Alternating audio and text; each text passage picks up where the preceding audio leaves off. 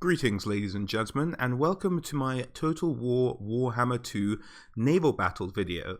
Now, the reason I called this the Total War Warhammer 2 Naval Battles video is because I believe that CA will introduce naval battles in the second iteration of their game. I don't know if you guys know this already. If you do, bear with me just a moment. But Total War Warhammer was based on the idea of building a trilogy of games for the Total War Warhammer universe. Now, the first game focused very much on the old world, the Empire, and the Wood Elves, and the like. Now, when that game came out, a Russian, I think, not necessarily a hacker, but a modder, dug into the data files of the game and kind of came up with a list of the planned DLCs that CA had intended to release. Now, for the most part, that list has proved entirely correct, or at least in terms of the order in which new races will be released and the sub-factions that will exist within the mini-campaigns for each of those races. So it seems fairly accurate, although I believe the DLC count on which those races were meant to be released has altered slightly, but I put that down to CA releasing what for them is considered slightly minor work with some of the Lord packs and the like, which maybe threw off the numbering of their planned DLC releases. Now, the reason I think this will happen in the second iteration of the Total War Warhammer games is because the second iteration, as that hack showed us, will introduce the High Elves and the Dark Elves. Going back to a world map here to give you a bit of an idea of the locations I'm talking about. So this was the first game, and the second game will introduce the High Elves of Ulthuan, circled here, and the Dark Elves of Nagaroth, as well as the Lizardmen. Now, as far as the Warhammer world on the tabletop is concerned, these are really the main areas of civilization covered. To a certain extent, the map, the red circle, can extend downwards a little bit to include the region of the Tomb Kings, which is kind of the northern part of Araby, the southern part of the Badlands. If you can make it out there, there's a region called the Land of the Dead. That's all sort of Tomb Kings area. So they would expand south and east a little bit to the area called the Darklands and the Ogre Kingdoms. But Grand Cathay, Nippon, the Kingdoms of In, and the Hinterlands of Koresh, to the far east there, as you can see on the map, have never really been expanded out. They're not really known entities. I think there are fan books dedicated to those regions, but Games Workshop itself has never really recognized them. Thus, most of the naval travel in the game will be between Nagaroth, Ulthuan, the Empire, and Lustria in the south, where the Lizardmen live. Now, the elves themselves are the most renowned seafarers in the Warhammer world. Thus, it would only make sense if they are ever going to introduce naval combat, it will be in Total War Warhammer 2. And this video is really dedicated to the idea of showing you guys what that naval combat will look like. Give you a bit of a preview of what we might expect and some of the things we can look forward to. Now, naval combat actually exists in the Warhammer world already. In about 1993, I think, Games Workshop, who are the developers of the Warhammer world, invented this game called Man of War, which focused on naval combat between the kingdoms of the Warhammer universe. And I think the game didn't last very long at all. I think partly due that the models looked a bit rubbish, and I myself actually never played the tabletop version of this game, but I'd had heard about it at the time, and it seemed like an interesting concept. But the models looked a little bit weird, and they didn't look great, and it never really caught the popular imagination. So by 95, I think they stopped stocking them on shelves, and by 98, I think they'd run out of models and they'd cease selling it altogether. Now, the thing is about this dating is that when the Man of War came out, there are some races missing from their lineup. And this is predominantly because things like the Lizardmen I don't think existed in 1993. So the Lizardmen don't have a set of ships, so CA might have to start from scratch with them and come up with their own ideas. And the Wood Elves, who in the lore wouldn't leave the forest, so they would have no reason to have ships. Whereas if you're playing them maybe as a faction in Total War Warhammer, you're going to need them to have ships. So there's another addition CA might have to make. But for what they have to cover, CA is actually very well positioned to be able to do naval combat with relatively little difficulty on the history of their past games. Now, the only reason I can see them not introducing combat in Total War Warhammer 2, or the first expansion, whatever you want to call it, is because of this game. This game recently came out on early access on Steam, and it's War Corsair. Now, in terms of how the contract worked with Games Workshop, that's what's up for debate. If they signed exclusive rights to any Man of War property to this company, then we won't be seeing Naval Battle. But I really hope that's not the case. I really hope they just gave them permission to use the license and didn't give them exclusive permission to use the license, because this game looks a bit shoddy. It looks like it's more of a third-person action game where you play kind of a piratey character and you sail around the old world. They've done some interesting things with the monsters and things that creep up in the Warhammer world, but I'd much prefer to see CA's sort of highly detailed and, to be fair, I think probably much higher budget version of what they can make of the Man of War naval combat in the Warhammer universe. Now, the Warhammer combat would work, I think, most closely compared to the naval combat seen in one of Total War's earlier games, Total War Empire. Now, Empire focused on military during the 18th century. And it's and a large part of that is obviously man of war ships going across the New World. A lot of focus on naval combat in that era, and a lot of focus on colonialization and things like that. So naval combat played a huge part in that time of the world. And also the fact that a lot of the ships are kind of sort of based around this era, form the Man of War franchise. So if we move along, there are some aspects in the Man of War game that played very important roles in Total War Warhammer Empire. So in the Man of War game for Warhammer, you have things like angles of fire and broadsides, and certain ships can only fire at certain things. And that's a mechanic that Creative Assembly already has. And they put it in Empire, and as you can see here, with the ship, with the two angles of fire on the broadside, and that's exactly the kind of thing that Man of War is about. Also, wind direction. As you see in the top, the Empire game had wind direction as a point of where you get direction, how you can pick up speed. Wind plays an enormous part for some fleets in the Man of War game as well. So some very obvious similarities between the two, and it's maybe taking their mechanics they developed for Empire Total War and transferring that across to the Warhammer universe. Another thing that they had is this idea of squadrons. So there are 3 classes of ship in the Man of War game for Warhammer. They are Men of War, which are sort of the best ships of the fleet, and they tend to operate independently. There are ships of the line that tend to operate in squadrons and formations.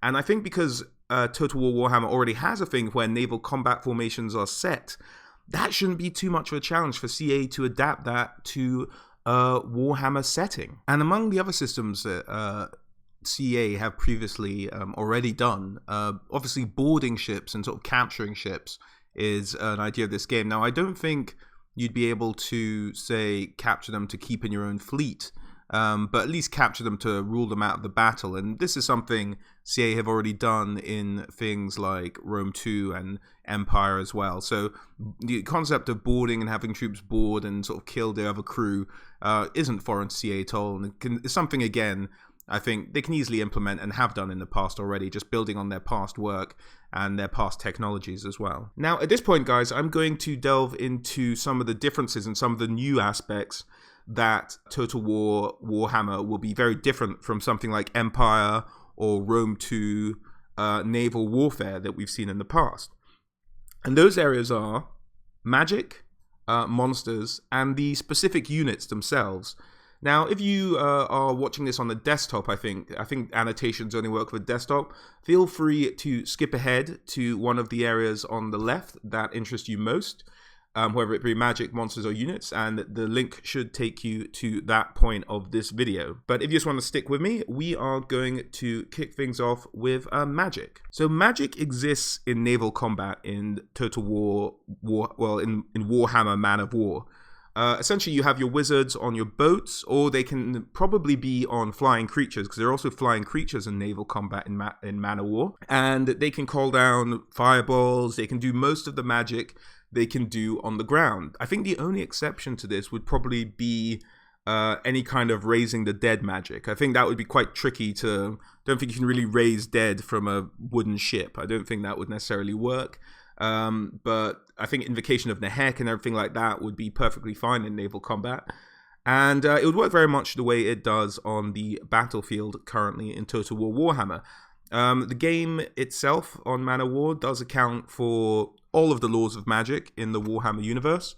So I think that's an interesting addition, and it would add something really cool to naval combat in Total War. The next area we're going to look at, and one of my favorite areas, is monsters. Now, this image just shows the 9 different monsters and their original models. I hope you can see what I was saying about the models not being the most inspiring thing in the world for this Man of War game, but let's look at them each individual, because they all have sort of their own little quirks. And I think monsters in general in the game... In Man of War, you could actually select a monster to be in your naval fleet. Now, I don't think that will work in Total War Warhammer. Instead, what I think would be an ideal mechanic is you use the monsters as environmental hazards. So it's a way to make the battlefield, the naval battlefield, the ocean, in Total War Warhammer, and the sort of different ocean battlefields you can have, feel a lot more unique. If there's sort of an area that's marked as a place where the megalodon, for example, the massive shark you see in the middle at the top there, it's cordoned off in like a known megalodon area, so you have to move your ships in such a way that it avoids them. Or on the bottom right, there's a creature called the Water Elemental that can conjure tidal waves and whirlpools and change the direction of the wind. That could be an environmental hazard as well. And I think you shouldn't have these monsters as selectable units in Total War Warhammer, because if you have a monster, you just expect it to destroy ships, and I think if it didn't do that, people would be disappointed. What I think you should use them as, rather, is an environmental hazard. So just areas to avoid, much like hills and valleys and woods in the land battles. Use the abilities of each of these monsters to create environmentally interesting battlefields on the ocean. I think that's the way that CA should really go about it. But let's take a look at each of these monsters individually and give you a bit about what they are and what they consist of. The first monster up is the Behemoth. Now, the Behemoth is essentially a narwhal whale taken to gigantic size. So essentially a whale with a massive ivory tusk protruding, on maybe not ivory, or whatever narwhal's horns are made of, tusk protruding from its forehead. Now, typically these creatures are known to attack from the bottom, swimming up from the depths, and piercing ships right through their middle with their enormous tusks. On the bottom right here, you can see a bit of the imitation that the Corsair game has taken on behemoths. And it's quite interesting. They sort of bash the end of the ship, but they really should be piercing through the bottom of the hull and taking the ship that way. But that's what behemoths are. Essentially just large, huge, gigantic narwhal whales with hugely sharp teeth. And they don't look cute like the one on the left. They look menacing and ominous. The next creature is the Black Leviathan. Now, the Black Leviathan is, if you imagine all those sort of deep sea fish you've ever seen in any documentary with the sort of luminous bulb in front of their mouth just to lure in other fish, and then they suck them in with their barbed teeth and ginormous eyes. That's essentially what the Black Leviathan is. It's a deep sea fish that comes up, opens its enormous mouth, and swallows ships whole as it gulps in vast amounts of water. A truly terrifying creature I've ever encountered in real life. But that's what it's based on. And again, this monster in the game would attack very low on ships. But as I've said, I hope they use monsters more as environmental hazards, or maybe even random occurrences. That would be a bit of a pain in the arse if they just sort of randomly turned up. But I think more as sort of areas of a map where your scouts or whatever have told you they suspect a Black Leviathan lives, or any other of the creatures we have coming up. The next creature is the Gargantuan. Now, this is essentially an enormous sea snake that rises up, coils around ships, and crushes them, much like a python, but a much more deadly and enormous python, a truly terrifying creature of the deep. And again, another fantastic addition, potentially, and something I just love to see rendered by CA as well. They've done such great animation work with their dragons and with their eagles that I would just love to see what they make of an enormous sea serpent coiling around the ship and crushing it under its enormous strength. Next, the Megalodon. Perhaps the most boring of the monsters, essentially just a giant shark. That's about it. Comes up, you can recreate scenes from Jaws. There will be many humorous moments if these guys make it into the game where you will say, God, I wish I brought a bigger boat. But apart from that, just an enormous shark. The Megalodon, ladies and gentlemen. And again, the picture there on the bottom left is Corsair's take on the Megalodon. Again, from the third-person action point of view, but I think you get the idea of how terrifying they can be. Next, the Sea Dragon. Now, Sea Dragons are quite interesting in themselves. So there are two origin stories for Sea Dragons. One is that during the Elven Civil War, where the Dark Elves split from the High Elves, they say that there was a dragon fighting for the Dark Elves that got shot down and was heavily wounded and landed in the ocean and found it ever comfortable, and so just decided to live there. And so all sea dragons from then on were born of his descendants. The other version is that essentially a lot of Dark Elves have taken normal dragons with their wings, enslaved them, and bred them to become enormous. Because we will get into the Dark Elf army later, but just to give you a bit of a preview, they essentially use sea monsters like the Sea Dragon, and predominantly actually the Sea Dragon, to act as their ships. They essentially build buildings on the back of Sea Dragons and have Sea Dragons swim around the sea. And that's what they use as their navy. They don't use hulls and wooden boats. That's silly. When you can just attach your cabins to the back of a dragon and let it wander around the oceans breathing fire on all its enemies. But essentially they bred these dragons to be so huge that they can't really fly anymore. And the only way they can support their own weight is to be in water. So if these guys even tried to go on land, they just sort of wouldn't be able, they don't have the muscle strength to support their enormous bulk. And so would just collapse. Thus, they are stuck to the sea, and thus have been crowned the Sea Dragons. Now, either some of these got loose and now exist in the wild as monsters, or that's what I have to imagine happened. And that's why there are now wild Sea Dragons, which people could have used in the Man of War game in their own armies, and not necessarily just in Dark Elf armies. But that's their story. Now, the Promethean is a very strange name for a very silly monster. Essentially, an enormous crab. It attacks in the game. It's only really allowed to attack masts. It doesn't really attack the hulls of the ships themselves. It attacks sort of the upper bit, the masts and the rigging and things like that. But again, would be a great unit to have as a hazard, maybe even a hazard on the beach. It'd be great to see these guys wandering around the beach to prevent you from landing in certain areas if you're ever doing a siege where you have to land on the beach.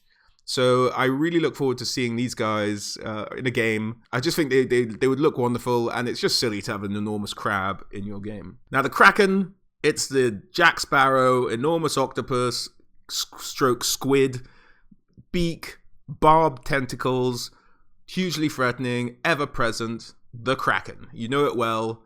There's nothing I can tell you that will change your mind about it. That's about it, really. The long famous Kraken of legend, is in the Total War Warhammer Man of War game, and can make an appearance. And hopefully, as I say, I hope that they make it as environmental hazards. If you are able to control sea monsters, that would be cool as well, and the Kraken would be a great one to have. But essentially, you know it well. Triton. Now, Triton is essentially Neptune, god of the sea. But in the Warhammer lore, he is the last of a once great species of people who lived in the sea, were sort of one with the sea, can command creatures of the sea. And he, in fact, as I said, is the last. If you picked him in the game, only one side could pick him. There could only ever be one Triton on the board at the time. It's not a species of people. He's one guy. And he's very good. He had some very special abilities in the game. He could give a bonus to magic wielders in his army. And he could also, because he has command of creatures of the sea, if you rolled a dice, you could actually potentially banish any sea monsters that the opposition had. So maybe Triton could be kind of a bonus to maybe clear any hazards on the map or something like that. But yeah, again, a very specific player with some very unique special abilities. He doesn't just attack the ship like many of the other monsters we've covered so far. He can actually give a bonus to your magic users, and he can banish monsters and sort of command them on. It is a random chance in the game. I'm not sure how they'd handle that in Total War, because Total War wants to avoid just random actions. I don't think they like that idea particularly. But yeah, Triton, a pretty cool character. Now, going on from the Triton mythology, we come to sea elementals. Now, sea elementals are said to be what happened to Triton's people. After millennia upon millennia, they grew so accustomed to the sea that they started to merge with it and become these sea elementals, just objects made completely of the ocean itself. And this is all sort of elven lore, I think. Nothing's been confirmed, but that's the current hypothesis within the Warhammer world. That all of Triton's people weren't killed out, didn't just die out of old age. They actually evolved into sea elementals, just becoming one with the sea, and Triton is the last holdout. So that puts a bit of a new perspective on him. It kind of makes him the slow one of the class, but there you go. Now, sea elementals have a number of special abilities as well. They can cause whirlpools, tidal waves, and in the game they can change wind direction, which for some armies is incredibly useful because they rely on sails for their locomotion. So with armies that rely on sails, I think particularly Brettonian is solely reliant on sail power to move their ships around. This could be a particularly useful character as he can change wind direction in your favor. If you put him as a unit you can use, that would be a very powerful unit. But I just don't like the idea of recruiting monsters from a harbor. I think that just seems silly. So, as I say, I'm very much a proponent for using them as environmental hazards rather than as creatures you control. What do you guys think? Let me know. That's my take on the monsters that are potentially going to make an appearance in the Total War Warhammer games in the second iteration. Now, moving on from the sea monsters. I may have forgotten to mention, but sea dragons, in case you were wondering, can still breathe fire. They do have a fire attack, which on the ocean against wooden ships, you can imagine, might be particularly devastating. But moving on from monsters, let's start to have a look at units. And like I said earlier in the video, if you guys want to skip ahead and you're watching this on your desktop, because I don't think it works for portable devices, I'll have little annotations up here. Just click on the faction that you'd like to skip ahead to, and the link will take you there. But at the moment, you'll see I'm looking at the Imperial fleet, the Greenskins, the Dwarves, Brettonian, the High Elves, and the Dark Elves. Now, Chaos do have an entirely separate Man of War rulebook for their armies, but their army is split into the 4 Chaos gods. So essentially 4 armies representing Chaos. Now, because they haven't made that split in the Total War Warhammer game, I'm not going to cover that fleet in this video.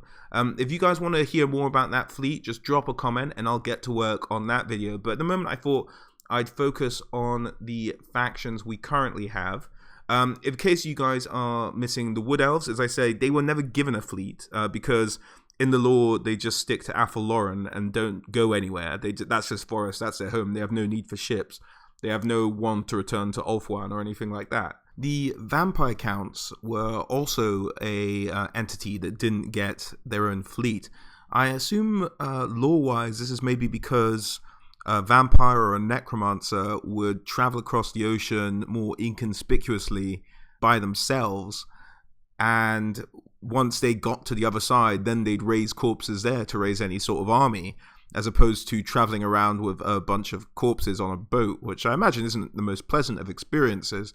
But for some reason, the Vampire Counts were never given a fleet in this game, and I think that's for lore reasons, much like the Wood Elves. I think, as I mentioned, a necromancer probably travel by themselves, raise an army at their location, and try and cause trouble there. And also, they don't have their abilities to do things like raise the dead necessarily on ships and stuff like that. Maybe their abilities are slightly limited, so they don't like to expose themselves that way.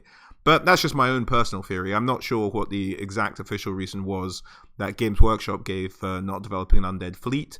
But they also were not included and is a gap that CA themselves would have to fill. The Beastmen tended to travel on Chaos ships, so they might share ships once I do that Chaos video, so they'd be covered in that.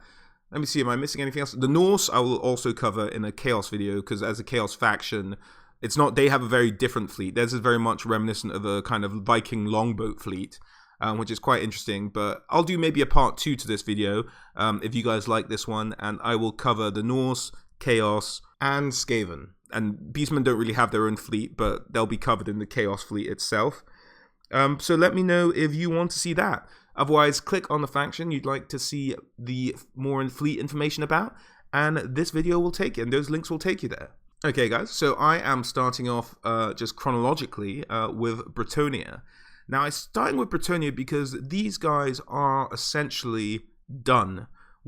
Creative Assembly has these models. These are essentially the Brettonian army boats. The Brettonian navy is based on 18th century navies. So they can just take those models, as you see this, the picture on the left is just from Empire Total War. Take those models, boom, that's the Brettonian fleet. You get, and the way the fleets work is they're each classified into 2 or 3 different sections. So most armies only have 2 sections, which are man-of-wars and ships of the line. And man-of-wars are just special ships that in the game would operate independently, and ships of the line are sort of lesser ships, smaller ships that operate in squadrons of 3 or 4 or however many you want, really. So the man-of-war, the best ship the Brettonian navy has, is their galleons. And galleons, as I said, easy as pie for CA to implement Brettonian. It will take them no time at all. An interesting dynamic with Brettonian and the Empire, though, is that on the sea, they are very much switched in terms of their technological advantage. On land, Brettonian is all sort of feudal, knights and horses. That's about it. They sort of have a trebuchet, but that's as far as their technology has taken them, whereas the Empire has rockets and steam tanks and gunpowder and all sorts of things, and they're much more technologically advanced in terms of their land armies. On the sea, Brettonian has streamlined galleons, swift-sailing fleets, good cannons. They tend to focus on broadsides, but that's all right. The idea that their relationship in terms of technology is reversed on the ocean. So Brettonian much more technologically advanced on the ocean than the Empire, but much less technologically advanced on land than the Empire. So it's an interesting dichotomy there, I think. Now you very well might rightly ask, if Brettonian has cannons on their ships, why don't they use them in the battlefield? And I think it really comes down, probably my guess, I don't know this for sure, 100%, but I think it's because obviously with the chivalry aspect of the Brettonian cavalry and their knights, that they feel using cannon on the battlefield would maybe be a dishonorable practice. That's the best I can maybe come up with for a lore reason as to why Brettonian has cannons on their ships, but not on the battlefield. Hopefully that satisfies you guys. I think that might be the reason. They just think that gunpowder is sort of a dirty thing, a dirty, unfair, unsportsmanlike, unchivalrous use of technology, and is only suitable to sort of the peasantry who work on the ocean and sailors who are beneath the high nobles of the Brettonian chivalric houses, if you will. Well, that's my guess. Now, if you look on the bottom right, I've put in these little things from the rulebook itself. And as I showed you earlier, with some of the mechanics that Empire was already using in Total War Empire, a lot of like angles of fire are important in the Man of War games, and I think just in naval combat in general. So these little things on the bottom right of the units I'm about to show you will show you how the cannons and firing weapons are arranged on each of the relevant ships. So the galleons had 4 cannons on each broadside was their thing, but that's just give you an idea. I don't think they'll only give them 4 cannons in Total War Warhammer, but it's to give you an idea of sort of the firepower of each ship and how they compare to each other in the Man of War games, and whether CA take that power differential and keep true to it, much like they have done for the most part on the land battles with the units they have there. So 4 cannons each side for the broadsides in the Man of War games, but essentially these are units CA already has. Easy as pie to implement the galleons of Brettonian. Now, in terms of its endurance, the galleons could take, I think it's 4 hits on the tabletop, which is fairly solid. Bear that in mind as I go through some of these other units, and just as a point of comparison about how sort of tough the armor of a galleon can be in compared to the other units within the Man of War game, and how relatively tough, hopefully, they bring over those kind of same relationships of what's harder to sink to the Total War Warhammer game itself. Now, the ships of the line for Brettonian are the Corsairs. These are small, just slightly smaller versions. They operate in squads. As you see, they still have some respectable firepower, 3 cannons on each side compared to Brettonian's best ship, and there are 3 of them in a squad. But they sail the same speed. So they both sail. That marker there is they 9 inches sail. That's what they can do if the wind's with them. If the wind's against them, I think they actually might go slower. So that's where important wind elements and wind direction plays into the Brettonian fleet in particular. Now, for ships of the line, the Corsairs are actually really quite a tough ship. These guys can take, I think it's 4 hits each before they sink, which makes them as tough as the galleon, but they just don't quite have the same firepower. But because they operate in squads of 3, that makes them quite an intimidating unit, particularly for a class of ship known as the ships of the line, which is, as I mentioned before, the middle sort of tier of ships for the Brettonian Navy. Now, the least of their ships is the Buccaneer. Now, the Buccaneer, interestingly, just has a catapult on the front of it. So that's all this little ship fires.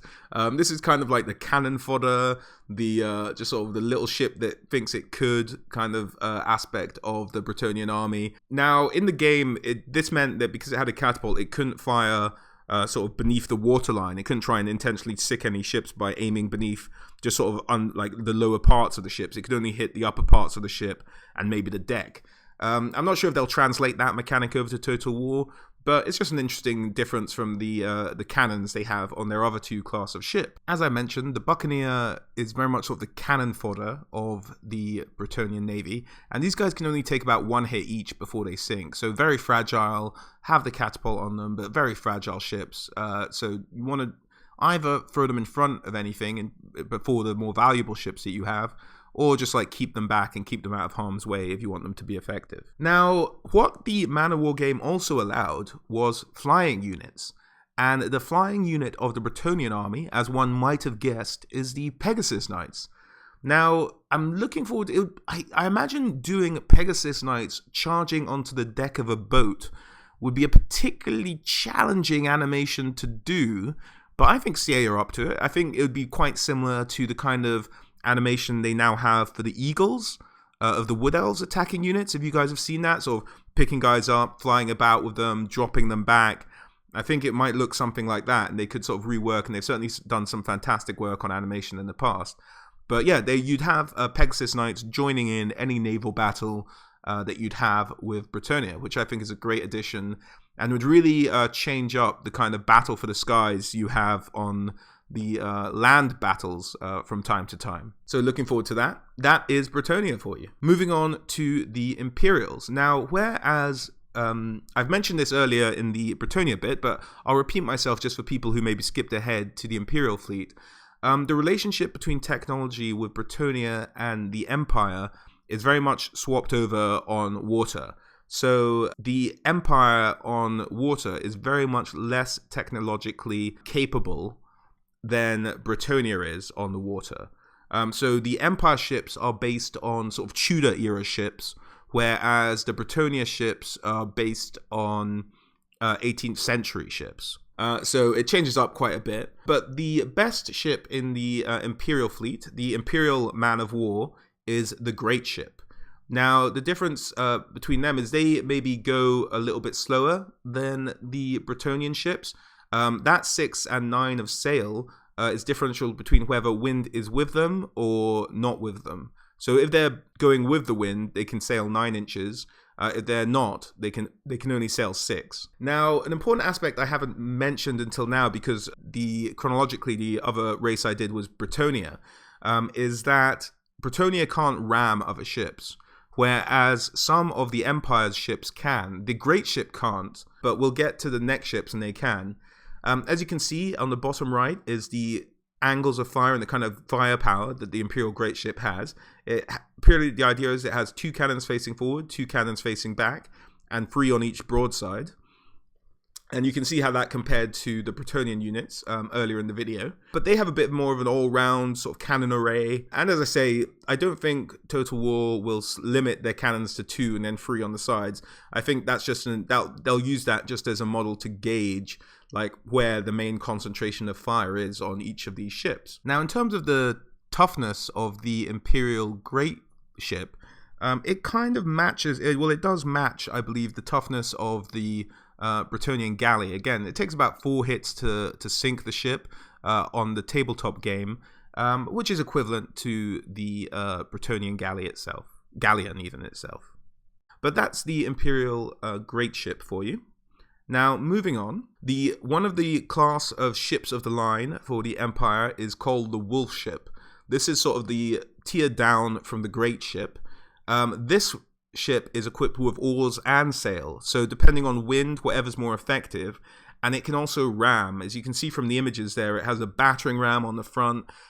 These ships can ram. Unlike the Great Ship or any of the Brettonian ships, the Imperial Wolf Ship is happy to ram into its opposition and take them out that way. Now, the Wolf Ship is a little bit more fragile than its Great Ship counterparts and can only really take 3 hits before it had to sink on the tabletop game. And this is the sort of the smallest of the Empire ships, and that is the War Galley. Kind of halfway between a Viking ship and maybe a Greek ship of old. I don't know, a Greek, sort of ancient Greek ship. It has sails, it has the sail, and it has the oars. And it sort of travels around the same speed, but it only has the 1 cannon at the front and can take far less punishment. In fact, it's much more fragile. Although lightly armored, could take 2 hits before they sunk, unlike the Brettonian Buccaneer, which we saw earlier, which could only take the 1 hit. So they're hardy for kind of ships of equivalent class, but still 2 hits and they're done with in the tabletop game. And that about sums it up for the Imperial fleet. Moving on, we have the Griffon Riders. As I've mentioned before, each army is able to use certain flyers as an accompaniment to its fleets, and the Imperial's accompanyer is Imperial Griffon Riders. And they will sort of fight for air domination and can attack ships and can swoop down on them that way. And so can be very effective in any kind of naval combat. And I think it's good to have flyers. So you'll have flyers, you'll have magic in all the naval combat, much like you think you would in this universe anyway. So again, another unit to look forward to. Moving on to the Dwarves. Now the Dwarves have a very different army compared to navy even, compared to the Imperial or Brettonian.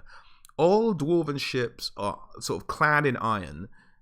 They are covered in armor. This makes them immune to boarding. So if you can't do a boarding action against a dwarf ship unless you've injured it first. So the idea being that you can't even get into the dwarf ships unless you've blown a hole in it with your own cannon first.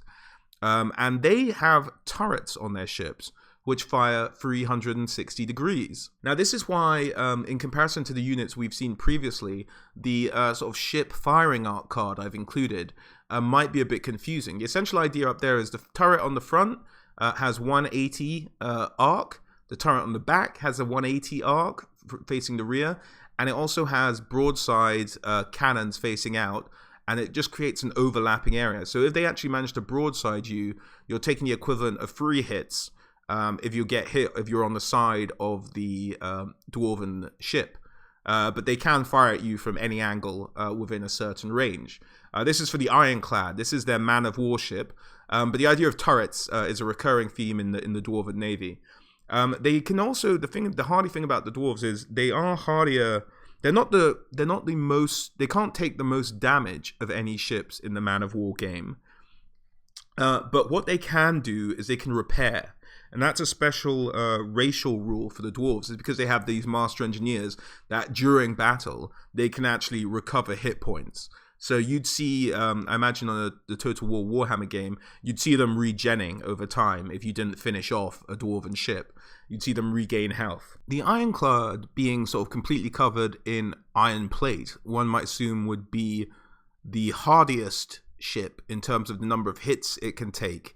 But it isn't, unfortunately. The Ironclad can take I think it's 3 hits, which is technically less than the same class of ship in the Empire and Brettonian, but it has essentially, to make a hit, you can make a saving throw if you're aimed at in the tabletop game, and its saving throws are sort of have a much wider range. So, for example, I think the Brettonian ships and the Imperial ships have saving throws of, say, I think it's 4+ means that the hit doesn't affect your ship if someone's fired at you.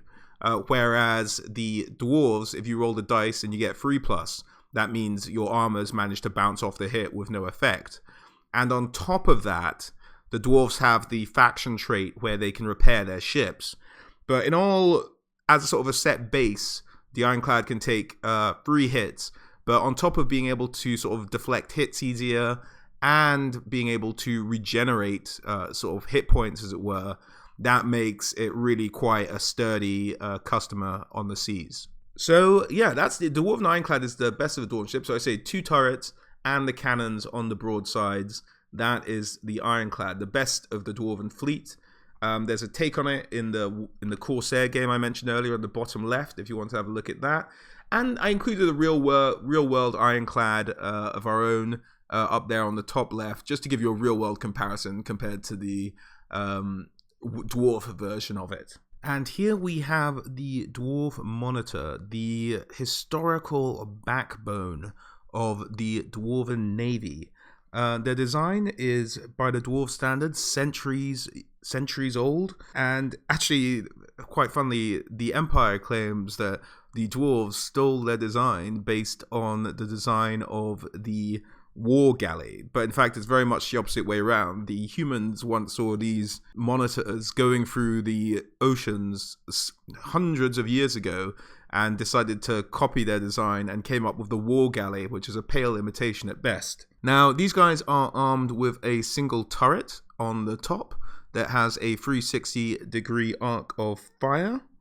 They are fairly fragile relatively, as they can only really take 1 hit, but they, as I say, they do have the 360-degree arc of fire, and as with all dwarf vessels, are powered by steam. Therefore, wind shift and wind direction does not affect them. That's about it, really. They're just a very old design. The Ironclad is essentially a very upgraded version of the Dwarf Monitor. And it used to, it's sort of like a bit of maybe a relic of the past, but very much a point of pride for all dwarves who are part of the Navy. We have something called an independent ship. So unlike in the other fleets I've mentioned so far, which have great man of wars and ships of the line, which comes in squadrons, the dwarves have something called independent ships, which is the Nautilus, which is essentially a submarine. Now, not the submarine you and I know that can go under for sort of weeks on end, but can go under for short periods, fire a torpedo, and then sort of come back up. Now, the way this was done on the tabletop is they could go under for a turn, then they had to come back up for a turn. And that's how that was managed. So I imagine sort of maybe a thing on cooldown, a submerge button on cooldown that will allow the sub to submerge for a certain amount of time. And while it's submerged, other ships cannot attack it. So that's a particularly good trait to have for the Nautilus. Now, the compromise with the Nautilus, with it being able to submerge and give you that strategic advantage, is that these guys can only take 1 hit before they sink. So you really have to look after them. They do provide a great little trick that the dwarves have with being able to submerge, but they are fragile and can only take the 1 hit before they sink. So I think that will probably be communicated in the Total War game. As there'll be great units, you'll be able to submerge them, but there'll be sort of a glass cannon, if you will. It can't take any punishment back in return. Now, one thing to bear in mind with the Nautilus is that we can't forget that dwarves are mortally afraid of water. And the idea of being in a machine that goes beneath the water is considered suicidal to normal dwarves. So the Nautilus is actually crewed by the naval equivalent to slayers, essentially people who are sort of a bit depressed, a bit demure, who don't care if they live or die. These are the only lunatics, or lunatics as far as dwarven society are concerned, who would ever volunteer to crew such a horrific concept in their minds a ship of such horrific design that it goes underneath the ocean, and that's how one might die, underneath the ocean drowning, and the dwarves think this is sheer lunacy, and so you get some quite, either, I suppose, manic depressives or lunatics who tend to crew these things. And that's a nice little touch, I think, in terms of the Warhammer lore for the kind of people who crew the Nautilus. As I say, the strategic elements of being able to submerge make it a truly unique vessel in the Man of War game, and I hope they bring that uniqueness to the Total War Warhammer naval battlefields. Now, moving on to the flying ships of the dwarves, they have something called the War Balloon, which is, as you can see, essentially a hot air balloon with some cannons in it. So that's one of their flying units. And the other flying unit is the gyrocopter we know and love. As you can see, there is the older version of gyrocopters and the ones we see in the game, which are based on the newer models on the right-hand side. But it's just a gyrocopter, much like the Empire has Griffons and the Brettonians have Pegasus Knights. The dwarves can use gyrocopters or those war balloons. So, moving on to the Greenskins.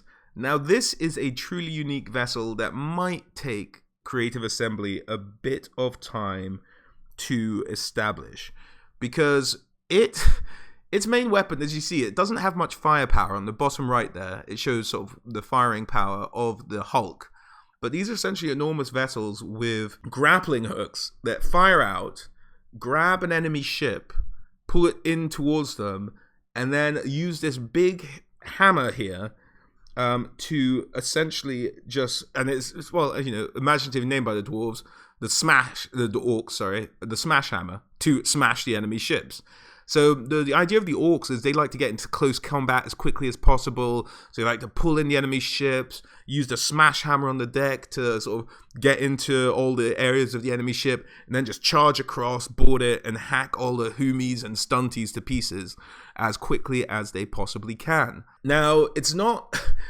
It can sail slightly, but as you can see, the dwarves aren't the best, not the dwarves, the orcs aren't the best at sailing, so their sailing is much slower than Bretonnia or the Empire. Whereas, or even the dwarves who use steam instead. I don't know if I covered that earlier, but the dwarves use steam. And they essentially also use something called a wheel, and it's not powered by steam or an engine. It's literally a bunch of strong orc lads or slaves or whatever they've picked up running on a massive hamster wheel. And that's one of the ways they power their ship if the wind's against them or anything else, which I think is a lovely touch. I also like there's a lovely lore story about the invention of the smash hammer. So orcs, before they built any kind of navy, had heard about ship combat and the idea of ships ramming into each other on the ocean, and thought that sounds great. So you just battering ram into each other. That's fantastic. So what they ended up doing is, in their first iterations of their ships, all they did was attach a battering ram to the front.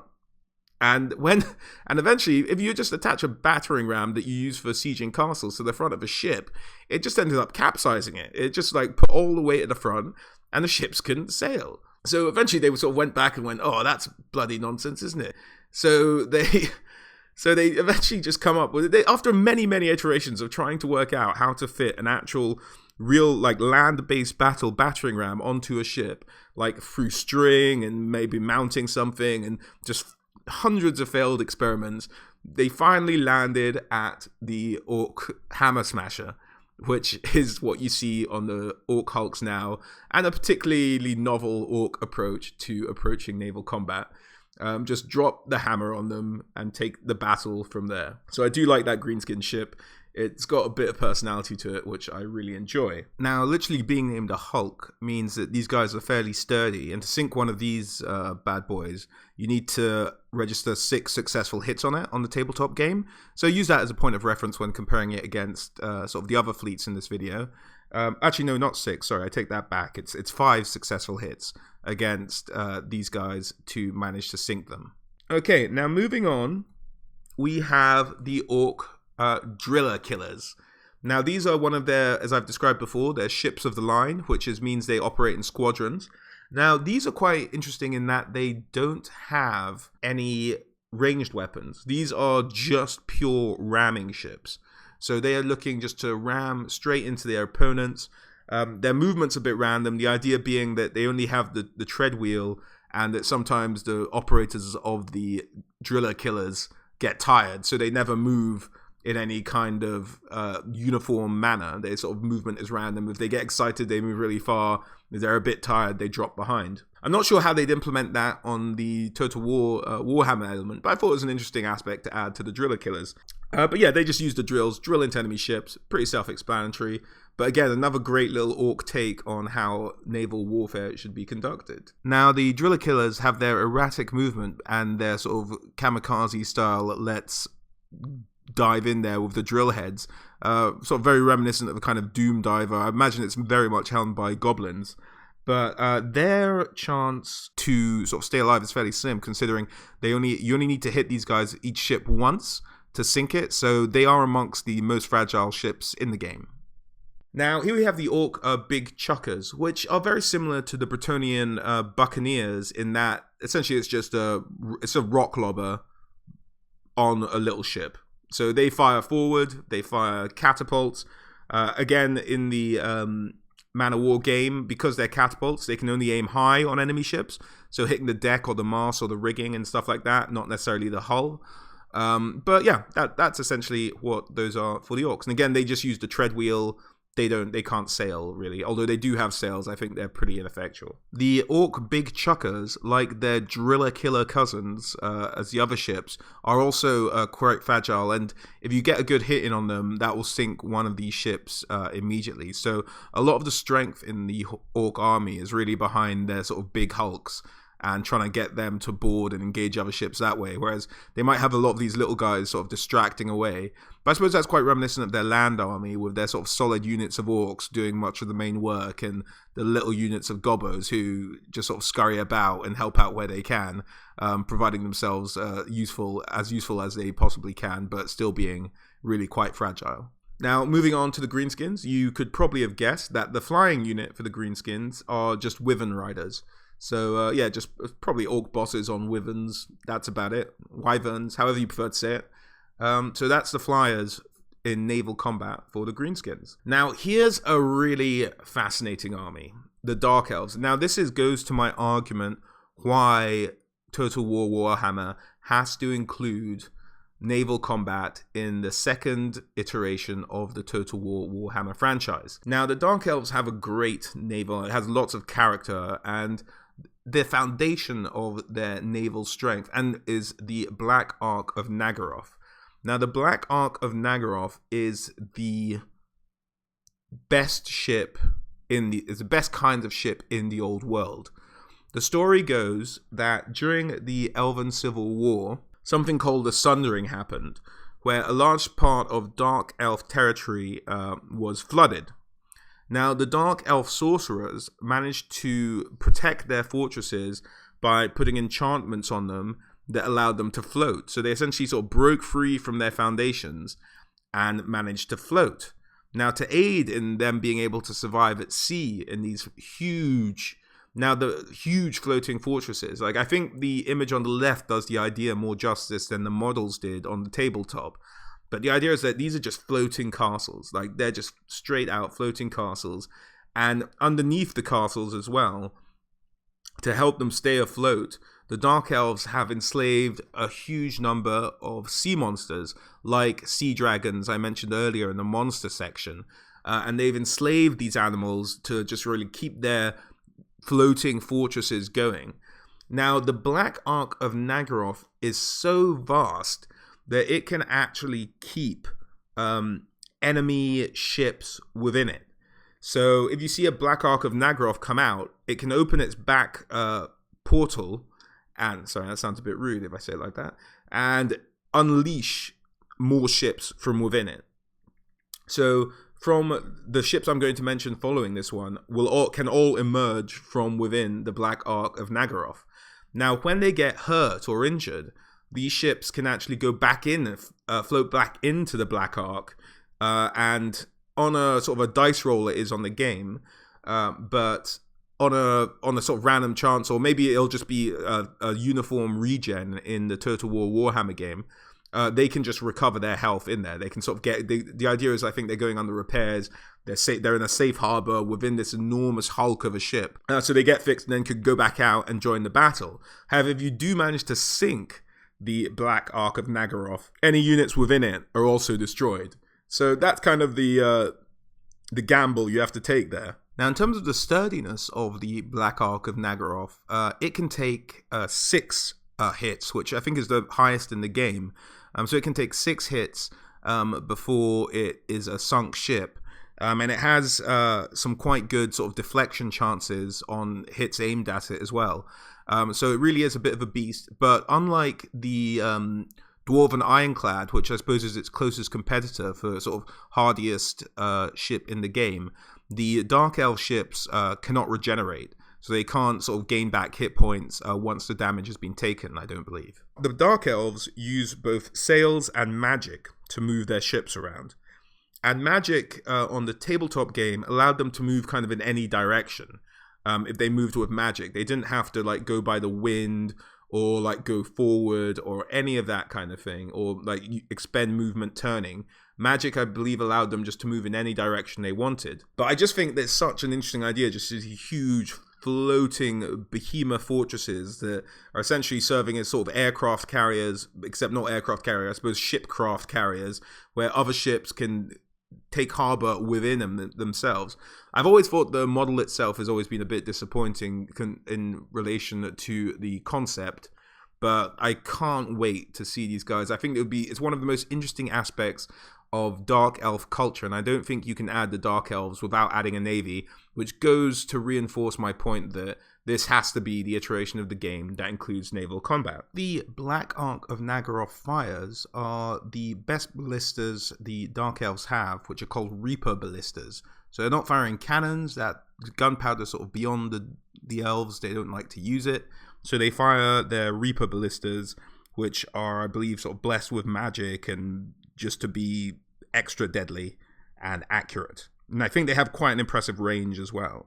Just one more point on the Black Ark. The damage you might see there is 2 to 6, which means it's slightly randomized, and that was decided on a dice throw.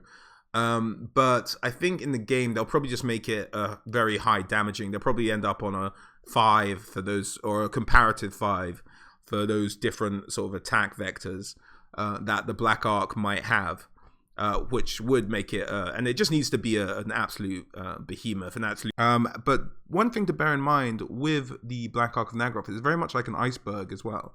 What you're seeing on the surface is only like part of the structure. The rest of it is still submerged beneath the waves.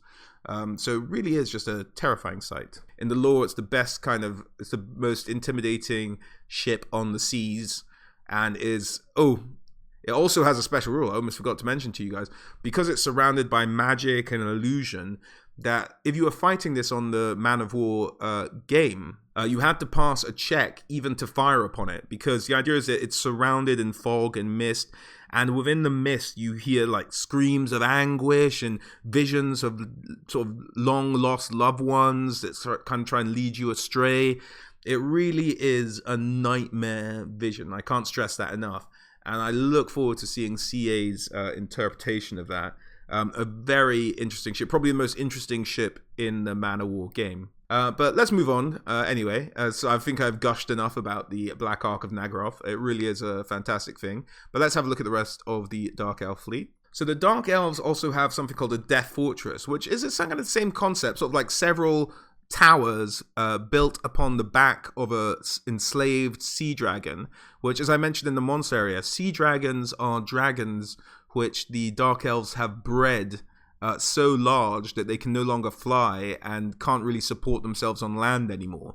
They're just huge dragons that still have fire attacks, but can no longer fly and have been enslaved and have to carry around the Dark Elf fortresses on their backs. Now, the biggest problem with these guys is scale. I think it'll be very hard to scale like what is essentially a Brettonian navy, for example, which is a 17th century ship, against an actual floating fortress on the back of a giant sea dragon. That will be a problem they'll have to tackle, but I look forward to seeing how they do it, and I'm sure they'll do it justice. As you can see by the card on the bottom right, the dragon itself has fire all around, And its damage is slightly randomized, but that's its fire attack, I believe. The Death Fortresses are equally as hardy as the Ark of Nagaroth in terms of the amount of hits it takes to actually sink them on the tabletop game. I believe it takes 6 hits to sink these guys as well. And that's understandable, seeing essentially they are a castle on the back of a dragon. So they should be a fairly sturdy ship. That's about the Dark Elf Death Fortress. Very welcoming name, isn't it? So moving on from the Death Fortress, we have the Doom Reavers. Now, this is a weird unit, because if you look at the model, it just looks like the Death Fortress, except that the dragons are slightly a bit ahead of it. That's about the only difference. So it's, rather than being built on top of these guys, it's being dragged along behind them as part of the ship. And I think Games Workshop got a little bit lazy with the modeling, because these are meant to be dragged along by animals called Helldrakes, I think, which aren't maybe exactly dragons. I think are meant to be slightly different from dragons, but because they got a bit cheap on the modeling, they look exactly the same as the dragon heads we saw on the Death Fortress earlier. But I hope that CA take the opportunity to maybe differentiate these guys between these guys and dragons and make it a bit different. These guys, the Helldrakes, I don't think can breathe fire, so they just go in and like start munching on enemy ships. So there's no ranged weapons for this. The Doom Reavers are a bit more fragile than their Death Fortress or Black Ark of Nagaroth cousins. And these guys can only take 3 hits before they're sunk. Death Fortress and this are powered by just the monster itself, so they don't rely on sail or wind direction or any of that kind of thing. The monster just moves at certain distance, so that'll be an interesting element to add. Whereas if you're fighting a Brettonian fleet, which relies on wind direction to get its speed, and these guys are just sort of going along at a set speed, it'll be a very interesting sort of tactical challenge when these different navies face off against each other. Now, the flying units for the Dark Elves are the Manticores. Now, we've seen the Manticores with the Chaos Armies and with the summoning lore of beasts.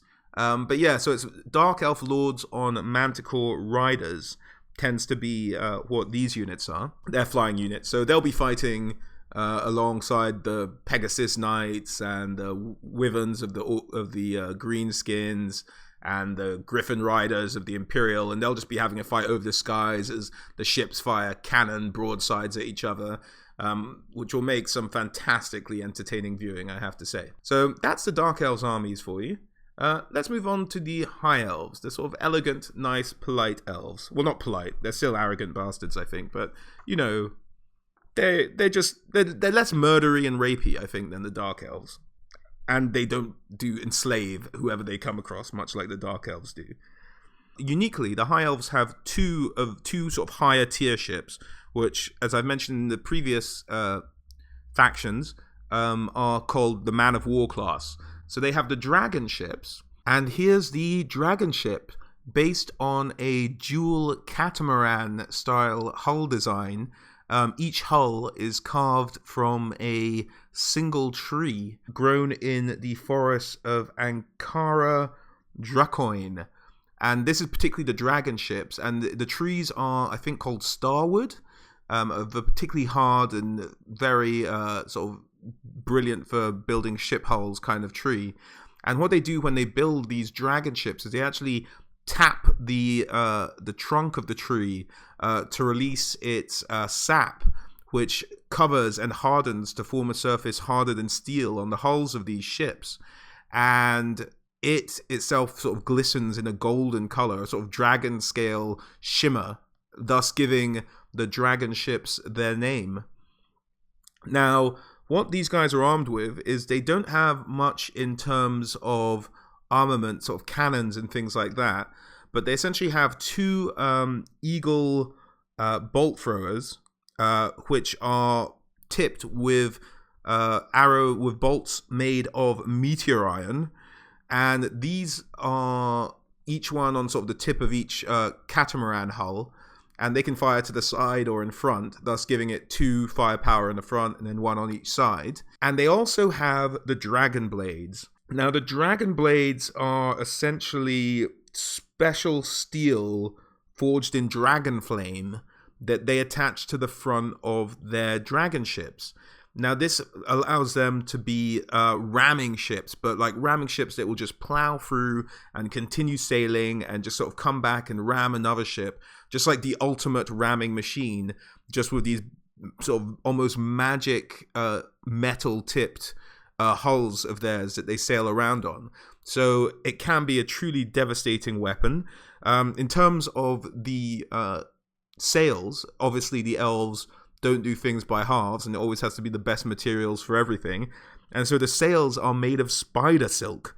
If you may or may not know, in terms of biology, spider silk, very much recognized as the hardest substance known to man, but also very flexible. So it'd be very hard to put a hole in these sails, I think. And it would trap wind very effectively, but must be a pain in the arse to make, I have to say. What a hassle. But that is the dragon ships for you. As I say, they sail. That's their only means of power. But a special rule for them on the tabletop was that they can move. So what you'd usually have on the tabletop is you've had a ship move and then fire, or fire and it wouldn't move. I believe it was the rules. But the dragon ships could move, fire, and then move again, essentially making them hugely fast. So these guys would have to just go like the wind. I think they'd have to be probably the fastest ships in the game, then compared to anything else, the high elf ships. And I imagine if they do give the wood elves a navy, it probably wouldn't be dissimilar to the high elf navy itself. Now, in terms of how much punishment it can take, these dragon ships can take, I think it's 4 hits on the tabletop. So compare that to the other ships we've gone through so far to get an idea of what that would mean in terms of their durability. And I think that's about it for the dragon ship. So amazingly fast, deadly at ramming, have a great range on their bolt throwers. So essentially they can stay away from you and kite you, but if you get close enough, they can just sail into you at top speed and potentially sink your ship by ramming into it.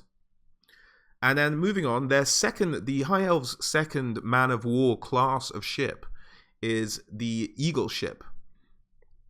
Now, the Eagle ship is also a very fast ship. Again, like with the rules of all High Elf ships, they can move, fire, and then move again on the tabletop, which essentially gives them almost double the speed of most other navies, if you look at it that way. And the Eagle ship is also armed with the bolt throwers, but it's a singular hull. And as you can see, it has a little bit more firepower than the dragon ships, with it being able to do broadsides of sort of 3 damage each. Again, using bolt throwers, no cannons for the high elves, but that's what they can sort of put out damage-wise on their broadsides with the bolt throwers that they have. Now, moving on to the actual high elf ships of the line. So these are the ships that sort of come in squadrons, as it were. We have the hawk ships, which are sort of a smaller, also a catamaran style ship, but they can only fire forward. They have the 2 bolt throwers, and that's sort of what they are. They're a bit more fragile than their other counterparts, whereas the Eagle ship can take 3 hits and the Dragon ship can take 4. The Hawk ship, I believe, can only take the 1 hit before it sinks, but it does have the 2. So of ships of similar class across the different factions, it actually has some of the better firepower amongst those ships. So it has the 2 firepower facing forward, as opposed to something like the Brettonian Buccaneer, which only has the 1 firepower facing forward, and the Orc Big Chucker, which again only has the 1. So that's an added element for the High Elves there. And in terms of their flyers, the High Elves have the Eagle Riders, as well, which we've seen very much sort of represented in the Wood Elf factions, and I imagine they look fairly similar, except the elves riding upon them would be wearing, I think, more armor and be sort of kitted out in their typical sort of blue and white color scheme, but still riding dragons riding eagles, very much like we've seen in Total War Warhammer Wood Elf DLC.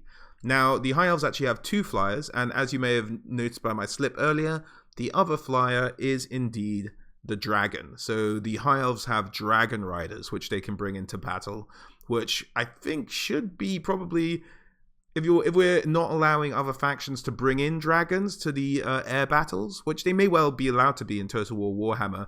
And I think what Total War Warhammer will do is actually bring in all the flying units that a faction has access to and allow them to fight in naval battles as air units. But otherwise, the Dragon Riders would probably be the strongest and actually may well be, even if you let everything else turn up in the game, may well be the strongest sort of flying attack unit out there on a naval fight. But yeah, I look forward to seeing the dragons fight over the skies. It's very reminiscent of Game of Thrones at the moment, with the return of Khaleesi across the oceans aboard her dragons. You can sort of play out those scenarios if you like, but it'll be a very cool scenario just seeing these dragons fighting over the skies as the ships blow each other to pieces below. And that about sums it up for the units we can expect in naval battles in Total War Warhammer 2nd iteration. I really think that they're going to introduce it in the second part. It's the only part that would make sense. If they wait till the last part, they'd have missed a huge opportunity, because the High Elves and the Dark Elves are the best sailors in the world. It's the first time you're going to have to cross vast bits of ocean to get to another landmass in the Total War Warhammer game, once they introduce Ulthuan and Nagaroth across the ocean, and even Lustria far to the south. So I really look forward to seeing what they do to it and how they add their own touch. And as I say, if you guys are wanting me to do the fleet videos for Chaos, Divided, as well as the Norscan tribes, do let me know and I can put that together for you. I hope you all really enjoyed this video and I hope it was informative. That's all I was really aiming for. I'm by no means an expert at the Man of War games. This wasn't a lesson on how to play them or anything like that. I've actually, as I said at the beginning of the video, haven't actually played the tabletop before. Just sort of picked up bits of lore and sort of looked up the rules here and there just to see sort of how fleet factions gauge up against each other strength-wise. But yeah, as I will have up here, do check out some of my other videos. Please do subscribe, leave a like, leave a comment. If I've missed anything or sort of said anything wrong, please do correct me in the corrections page of the fleets I've covered. But hopefully we can revisit this with the second part of the video, covering those other ones if you guys like this video. Anyway, thanks very much for joining me on this trip. Hope you guys are excited as I am to see these battles unfold in Total War Warhammer 2. And yeah, please do check out some of my other videos, and thanks very much for watching.